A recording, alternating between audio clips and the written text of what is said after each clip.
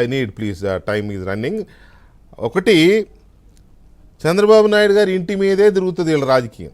అప్పుడేమో ఇంటిని ముంచాలని చూశారు, ఇప్పుడేమో ఆయన మునక్కొండ చూసుకోవడం కోసం జనం మీద పడ్డాడంటారు. ఒకటి, ఆయన ఎవరో ఒక ఆయన అక్కడెక్కడో ఉండి మాట్లాడుతున్నాడు మధ్యాహ్నం.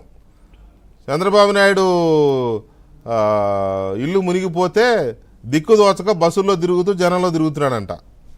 మరి అదేమి లాజిక్కో? ఆయన మంత్రిగా చేశాడు, పశువుల మంత్రిగా చేశాడు, ఆయన మాట్లాడుతున్నాడు. ఓకే.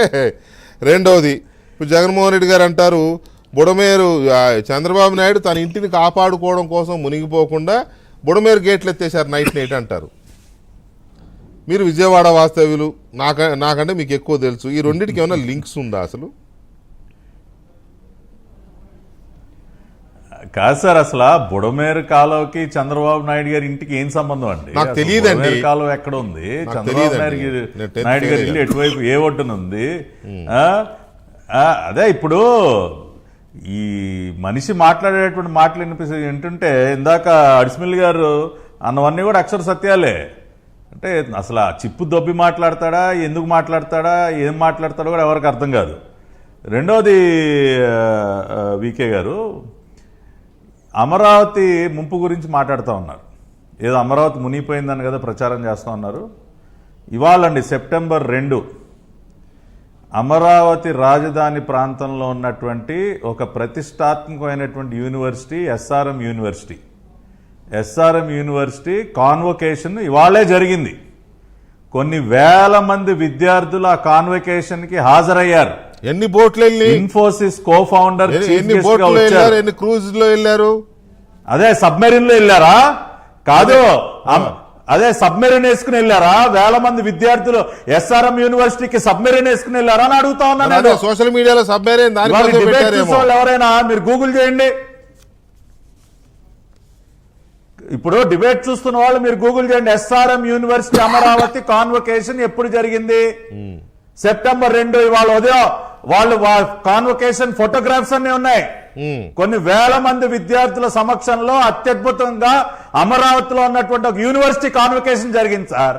ఏంటి సార్ వీళ్ళు మాట్లాడేది? మరీ అంత గొర్రెలు అనుకున్నారా ప్రజలు? రెండవది, ఇవాళ ఏంటి సార్ పబ్లిసిటీయా? ఏంటి చంద్రబాబు నాయుడు గారి పబ్లిసిటీయా? ఆయన ప్రాణాలకి తెగించి సెక్యూరిటీ వాళ్ళు వద్దంటున్నా వరద నీటిలో పడవలో వెళ్ళి ప్రజల దగ్గరికి వెళ్తే పబ్లిసిటీయా? నిజమైనటువంటి పబ్లిసిటీ ఏంటి ఇప్పుడు చూపిస్తా. పీసీఆర్ దయచేసి ఆ ఫోటో డిస్ప్లే చేయండి. మనోడు పబ్లిసిటీ, మన మాజీ ముఖ్యమంత్రి గారి పబ్లిసిటీ.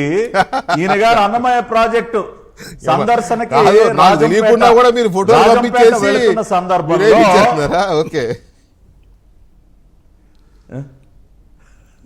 హెలికాప్టర్ లో గోదావరి వరదలు చూడటానికి హెలికాప్టర్ వెళ్ళి సెల్ఫీలు దిగాడు మహానుభావుడు.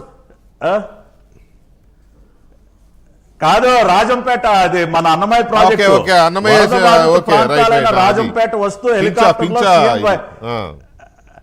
సీఎం వైఎస్ జగన్ స్వయంగా ఆదిమూలపు సురేష్, మిథున్ రెడ్డిలతో సెల్ఫీ పళ్ళు ఇకిలించుకుంటూ ఆ సెల్ఫీలేంటి సార్?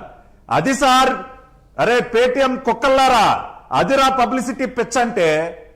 అది పబ్లిసిటీ పిచ్చంటే. వరద బాధిత ప్రాంతాలకు వెళితే ఇకిలించుకుంటూ సెల్ఫీలు దిగుతారా? మళ్ళీ ఆ ఫోటోని ట్విట్టర్ లో పోస్ట్ చేస్తారా?